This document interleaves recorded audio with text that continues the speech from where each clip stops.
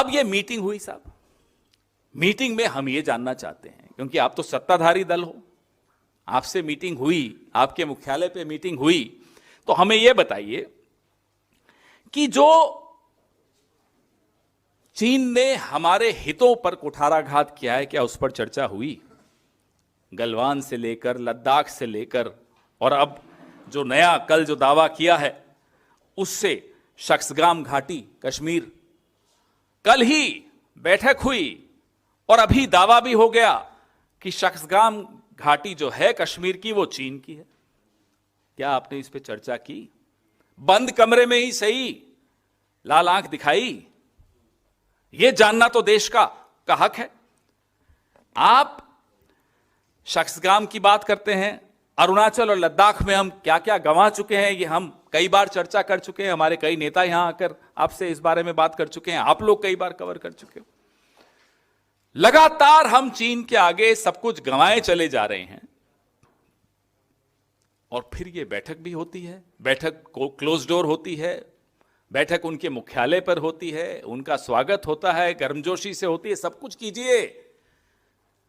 उस बैठक के कुछ घंटों में शख्सगाम घाटी तक पे क्लेम, दावा चीन ने कर दिया, इसका भी जवाब दीजिए, इसका भी खुलासा कीजिए। ऑपरेशन सिंदूर में क्या हुआ? फौज के बहुत आला अधिकारी ने खुद बोला कि चीन पाकिस्तान को खुलकर मदद कर रहा था। क्या इस पर भी चर्चा? So few lessons that I thought I must. हाँ, चलाइए। As far as Operation Sindoor is concerned, firstly, one border, two adversaries.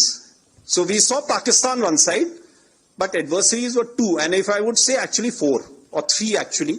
So Pakistan was the front face. We had China providing all possible support, and it's no surprise because if you were to look at statistics, in the last 5 years, 81% of the military hardware that Pakistan is getting is all Chinese, 81% of that. So it's no surprise.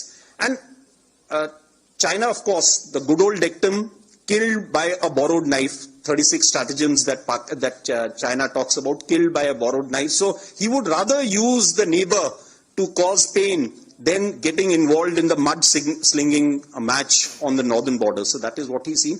And another thing that China perhaps has seen is that he's able to test his weapons against, say, various other weapon systems that are there.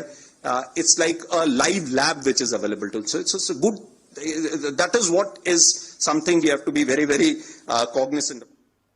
General R Singh को आप सुन रहे हैं, आपने उस वक्त भी सुना था। HQ-9 एयर डिफेंस सिस्टम चीन ने तैयार किए, तैनात किए। पाकिस्तान को PL-15 मिसाइलें सप्लाई की जो सीधे भारत को निशाना बना रही थी।